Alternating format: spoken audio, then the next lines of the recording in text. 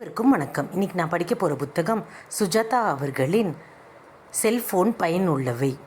இந்த மாதிரி நிறைய கதைகள் தெரிஞ்சுக்க மறக்காமல் எல்லாரும் நூல்வாசம் சேனலை சப்ஸ்கிரைப் பண்ணிக்கோங்க. வாங்க கதைக்குள்ளே போகலாம். ஒரு ஊரில் ஒரு அப்பா, ஒரு அம்மா, ஒரு பெண். ஊர் பெயர் கோட்டூர்புரம், சென்னை.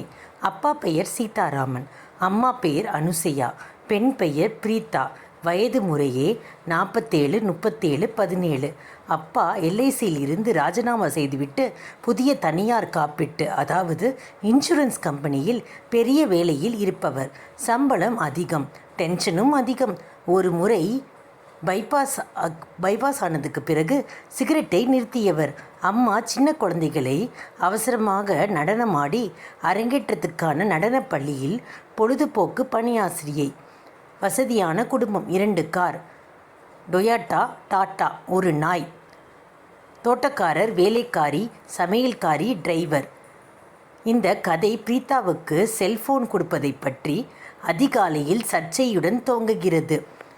எத்தனை மாடல் வந்திருக்கு, ஃபோட்டோ பிடிக்குது, நம்ம அதில் இன்டர்நெட் பார்க்கலாம், மெயில் அனுப்பலாம், பாட்டு கேட்கலாம், பரீட்சை ரிசல்ட் பார்க்கலாம், கிரிக்கெட் ஸ்கோர் பார்க்கலாம்.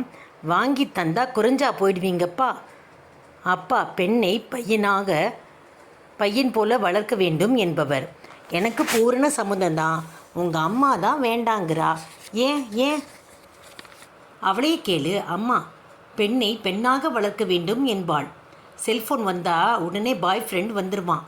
முதல்ல ஒரு குழம்பு ரசம் பண்ண கற்றுக்கோ. ஐயோ என்னப்பா இது என்று நெற்றியை சுருக்கி கொண்டாள். காலேஜுக்கு காரில் போயிட்டு காரில் திரும்பி வர்றதுக்கு உனக்கு எதுக்குடி செல்ஃபோன்? இப்போ டிரைவரை பின்னால் உட்கார வச்சுண்டு இவ தான் ஓட்டுறதா எனக்கு ரிப்போர்ட் வருது. ஓட்டட்டுமே, அமெரிக்கா போய் ஓட்டத்தானே போகிறா. இப்படி எல்லாம் செல்லம் கொடுத்து தான் அவளை கெடுத்து வச்சுருக்கீங்க. சொல்லுங்களேன்ப்பா. கிளாஸில் எல்லாரும் செல்ஃபோன் வச்சுருக்காங்க. கேபிள் டிவிக்காரன் வச்சுருக்கான், சைக்கிளில் போகிறவன் வச்சுருக்கான், பீச்சில் கடலை விற்கிறவன் கூட வச்சுருக்கான். அவங்களுக்கெல்லாம் வியாபாரத்துக்கு அது உபயோகப்படுது. சரிடி, ஒரு காரணம் சொல்லு, அதனால் என்ன பிரயோஜனம்னு சொல்லுமா சொல்லு என்கிறார் சீதாராமன் அவளை உச்சி மூந்து. தள்ளி உட்காருடி, அவ இன்னும் குழந்தை இல்லை, அதான் நானும் சொல்கிறேன் என்றார் ராமன். டிஃபனை சாப்பிட்டு விட்டு மாத்திரைகளை மிழுகி கொண்டு சொல்கிறார். அவசரமாக என்னை கூப்பிடணும்னு வச்சுக்கோ. ஏன் அப்படி என்ன அவசரம்? ஏதாவது யாருக்காவது உடம்பு சரியில்லை, அப்பா டூரில் மும்பைக்கு போயிருக்காரு, நீ தனியாக இருப்ப, உனக்கு செல்ஃபோன் வாங்கி தரணுங்கிறதுக்காக எனக்கு உடம்பு வரணுமா? நல்ல அர்க்கே நியாயம். போடி போக்கத்தவளை. பாரு அனு, கம்யூனிகேஷனுங்கிறது ரொம்ப முக்கியம். ஒரு எமர்ஜென்சி எப்போ வேணும்னாலும் வரும், சொல்ல முடியாது. செல்ஃபோன் 5 வருஷமாக தான் இருக்குது. அதுக்கு முன்னாடி எல்லாம் மனுஷன் செத்தா போயிட்டான். டெக்னாலஜியை தடுக்காது அண்ணு. வேண்டாப்பா, அம்மாவுக்கு புரியாது. அவளுக்கு எப்பயுமே சந்தேகம்தான். கிளாஸில் யார்கிட்டையாவது ஃபோன் பேசினா உடனே பாய் ஃப்ரெண்டான்னு கேட்பா. புது சுடிதார் போட்டால் நெஞ்ச மறைச்சிக்கோ கழுத்தை மறைச்சிக்கோன்பா. ரொம்ப கஷ்டம். எங்கள் காலத்தில் பொம்மநாட்டி எல்லாம் ஃபோன் பேசக்கூடாது, அடிப்பா. வாசலில் வந்து நின்னா அம்மா ஒரு முறைப்பா. பாரு, இந்த மாதிரி வளர்ந்த அம்மா கிட்ட எப்படிப்பா நான் செல்ஃபோன் வாங்க முடியும்? நோ சான்ஸ், ஆளை விடுங்க. செல்ஃபோன் ஆசைப்படுறது முட்டாள்தனம். அப்பா கவலைப்படாத என்று கண்ணை சிமிட்டினார். அடுத்த வாரம் ஒரு அழகான மோட்டோரோலா ஃபோன் வாங்கி கொண்டு வந்தார். கொஞ்ச நாளைக்கு யாரையும் கூப்பிடாத, கிளாஸ் ஃப்ரெண்ட்ஸ் கிட்ட மட்டும் நம்பர் கொடு, எப்பவும் வைப்ரேஷனில் போட்டு வை. எங்கே இருக்கேன்னு வீட்டுக்கு தகவல் சொல்கிறதுக்கு மட்டும் பயன்படுத்து. உங்கள் அம்மாவோட கவலைக்கு மதிப்பு கொடு. அவகிட்ட முதல்ல நம்பிக்கையே சம்பாதி, அதுக்கப்புறம் உன் சாமர்த்தியம் கண்ணு. எனக்கு உன் மேலே நம்பிக்கை இருக்குது. யாராவது அந்நியர்கள் ஃபோன் பண்ணால் ராங் நம்பர்னு சொல்லிட்டு வச்சிரு. இத்தனை பத்திர ஏற்பாடுகளும் கொடுத்து அடுத்த நாளே அவள் செல்ஃபோன் வைத்திருப்பது அம்மாவுக்கு தெரிந்துவிட்டது. பையை நோண்டி பார்த்து விட்டாள். ஏதடி இது? எனக்கு தெரியாமல் என்ன சதி வேலை? உங்கள் அப்பாவுக்கு தெரியுமா? அவர்தாம்மா. ஓஹோ, அவர் வேலையா? வரட்டும் அவர். ஏம்மா செல்ஃபோன் வச்சுண்டா என்ன தப்பு? உனக்கு தெரியாதா என் கவலை? செல்வியோட மகளுக்கு ஆனது தெரியுமா? அந்த பொண்ணு செத்து போனது எப்படி? ஐயோ, செல்ஃபோன் பேசிட்டு டூ வீலரில் ஓட்டிகிட்டு போனது. ஆக்சிடெண்ட் ஆச்சு. நான் டூ வீலர் எங்கேம்மா ஓட்டுறேன்? காரில் போகிறேன். டிரைவர் தானே ஓட்டுறாரு. எனக்கு தெரியும். டிரைவரை பின்னால் உட்கார வச்சுண்டு. ஐயோ, ஒரே ஒரு நாள்மா. ஏம்மா, எத்தனை எத்தனை நல்ல உதாரணம் இருக்குது. டூ வீலர் கிடையாது, காரை நான் ஓட்ட போகிறதில்ல. செல்ஃபோன் நல்லதுக்குமா பாரு. எங்கே இருந்தாலும் என்னை நீ கண்காணிக்கலாம். உன் கண்ணை விட்டு அகலாமல் இருப்பதற்கு எப்போ வேணும்னாலும் என்னை கூப்பிடலாம். அது பெரிய சௌகரியம் இல்லையா? சரி, அப்போது உன் நம்பரை என்கிட்ட கொடு. எப்போ வேணாலும் நான் உன்னை கால் பண்ணுவேன். நீ ஃபோனை எடுக்கணும். அப்போ தான் நான் சம்மதம் தருவேன். அப்பாடா. அதன் பின் வாரம் முழுவதும் அம்மா பிரீதாவின் செல்ஃபோன் நம்பரை காலை நடுப்பகல் மாலை என்று கூப்பிட்டாள். ஒவ்வொரு முறையும் தவறாமல் பதில் வந்தபோது கொஞ்சம் சமாதானமாக இருந்தாள். சீதாராமன், சமாதானமாச்சா அண்ணு? செல்ஃபோன் டெக்னாலஜி பெரிய வரப்பிரசாதம். இப்போ எனக்கு இஷ்டமில்லை தான். வீட்டில் இருக்கிற ஃபோன் போகாதா? வீட்டு ஃபோன் லொக்கேஷன் ஸ்பெஷலிஸ்ட்க்கு, செல்ஃபோன் பர்சன் ஸ்பெஷலுக்கு. ரெண்டும் வேறு வேறு ஜாதி. புரியலை? சொல்லி வச்சது போல அது நடந்தது. சீதாராமன் மும்பை போயிருந்தார்.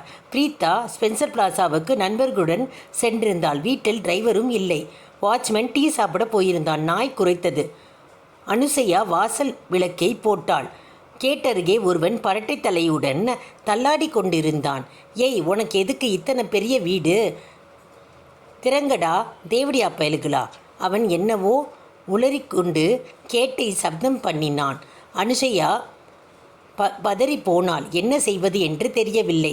கைகள் நடுங்க. அப்பொழுது வீட்டில் ஃபோன் அடித்தது. அம்மா, பிரீதா பேசுகிற. ராத்திரி டின்னருக்கு 2 ஃப்ரெண்ட்ஸை கூட்டிகிட்டு வர்றேன். பிரீதா, நல்ல வேலைடி, உடனே வாடி. வாசலில் ஒருத்தன் குடிச்சிக்கிட்டு கலாட்டா பண்ணுறான். வீட்டுக்கு வருவது முன் பிரீதா போலீஸுக்கு ஃபோன் செய்தாள். அவர்கள் வந்து குடிகாரனை அள்ளிக்கொண்டு போய்விட, நல்ல வேலை நீ ஃபோன் பண்ணின. அப்படியே சம்பிச்சு போயிட்டு நின்றுட்டேன்டி. புரியுதா? செல்ஃபோன் எத்தனை உபயோகம்னு புரியுது என் கண்ணே. இனிமேல் நான் உன் மேலே உனக்கு ஃபோன் வேணான்னு உன் மேலே நான் எந்த சந்தேகமும் பட மாட்டேன். உன்னை தொந்தரவும் பண்ண மாட்டேன். கதை இங்கே முடியவில்லை. 1 வாரம் கழித்து ஒரு உரையாடல். அபிஷேக், என்னடா கடைசியாக உன் நம்பரை கொடுக்க மனசு வந்துச்சே. கடவுளுக்கு 1000 SMS அனுப்பணும். இல்லைடா, அம்மாவை கன்வின்ஸ் பண்ணுறதுக்கு இத்தனை நாளாச்சு. அவளுக்கு அழுத்து போய் என்னை மணிக்கு மணி செக் பண்ணதை நிறுத்திட்டா. சரிடா செல்லம். உனக்கு யாராவது சொல்லியிருக்காங்களா நீ எத்தனை அழகாக இருக்குன்னு? பொய்யிடா. இல்லைடா, நிஜம். பொய். இல்லை, எங்கள் அப்பன், உங்கள் அப்பன், பாட்டன், முப்பாட்டன் மேலே சத்தியமாக. ஆமாம், நீ எங்கே இருக்க? உங்கள் அப்பா எங்கே இருக்காரு? மும்பைக்கு போயிருக்காரு. ஏர்போர்ட்டுக்கு வண்டி போயிருக்கு. ஆத்தா டான்ஸ் கிளாஸ். நீ எங்கே இருக்க? சவிதா வீட்டில் கெமிஸ்ட்ரி குரூப் ஸ்டடி. கதை ஒன்று பார்க்கலாம். டிவிடி என்கிட்ட இருக்குது. நான் வரட்டுமா?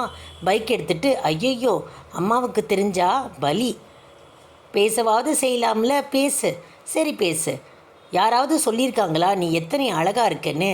நீ தான் கொஞ்சம் நேரத்துக்கு முன்னாடி சொன்னியே. நிச்சயமாக நீ பெரிய அழகு தான். போய் சொல்லாத.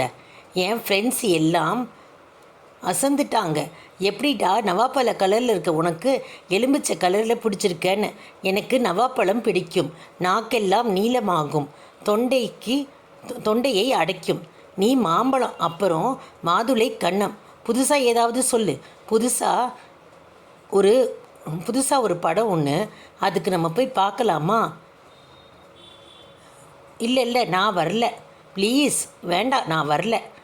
அப்படியே அவர்கள் உரையாடுகள் தொடர்ந்து கொண்டே இருந்தபோது சீதாராமன் ஏர்போர்ட்டிலிருந்து தன் காரில் திரும்பி வந்து கொண்டிருந்தார். ஏசி போட்டுட்டியா பழனி? ஐயா, போட்டிருக்கையா. என்ன இவ்வளவு ஸ்வெட் ஆகுது? வெள்ளமாக வேர்த்து கொட்டியது. வீட்டுக்கு வந்தபோது அனுசையா டான்ஸ் கிளாஸிலிருந்து திரும்பி வந்திருந்தாள். நீங்கள் பிளெயினில் சாப்பிட்டீங்களா? இல்லை ஏதாவது லைட்டாக தரட்டுமா? ஏன் இப்படி இருக்கீங்க? என்னன்னு தெரியல அண்ணு, பயங்கரமாக வேர்த்து ஊற்றுது.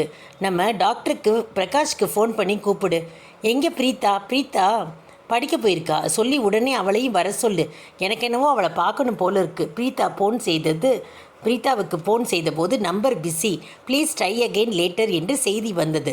டாக்டர் பிரகாஷ் வந்தவுடன் மாரடைப்பை அடையாளங்களை உணர்ந்த டாக்டர் ஆம்புலன்ஸுக்கு சொல்லிவிட்டார். ஆம்புலன்ஸ் எல்லா வசதிகளுடன் இருந்தன. சீதாராமன் அரை மயக்க நிலையில் இடது கையிலும் வலது கையிலும் ட்ரிப் ஏற்றப்பட்டது. முகத்தில் ஆக்சிஜன் மாஸ்க் வைக்கப்பட்டது. மைல்டு கார்டியக் அரெஸ்ட் என்று ஐசியூவில் நேராக அழைத்து சேர்க்கப்பட்டார். டாக்டர் பட்டாளம் அவரை சூழ்ந்து கொண்டது. பிரீதாவை கூப்பிடுங்க, நான் பார்க்கணும், அவளை பார்த்தா எனக்கு சரியாக போயிடும். அப்புறம் என்ன பண்ணிகிட்டு இருக்க? ஃபோனை போட்டார்கள். ஃபோன் போகவில்லை. நீ ரொம்ப அழகாக இருக்க, இதையே எத்தனை தடவை தான் சொல்லுவேன்? ஆமாம், இப்போ லேட்டஸ்ட்டாக என்ன படம் பார்த்த? எனக்கு அமீரை ரொம்ப பிடிக்கும். டாக்டர், என் டாட்டர் வந்துடுவாங்க. அவன் ரொம்பவும் குள்ளம். அவன் 5'4" ஃபீட் தான். எனக்கு அதனால ரொம்ப பிடிக்கும். Number is busy, caller later. எனக்கு பிடிச்சது ஒரே ஒரு பிரீதா. போய் ஒரு தடவை ஜோதிகாவை பிடிக்கும்னு சொல்லி கேள்விப்பட்டிருக்கிறேன். நான் என்ன கலர் ஷர்ட் போட்டிருக்கேன்னு சொல்லு. யார் கூப்பிடுறாங்க? பீப் கேட்குது. அப்புறமாட்டி பார்த்துக்கலாம். இப்போ என்னோட பேசு. என்ன பேச? ஏதாவது சிவாஜி பற்றி பேசு. சீதாராமன் உயிர் பிரியும் வரை பிரீதா போனை அணைக்கவில்லை. செல்போன்கள் பயனுள்ளவை. இவ்வளோ நேரம் கேட்ட அனைவருக்கும் நன்றி.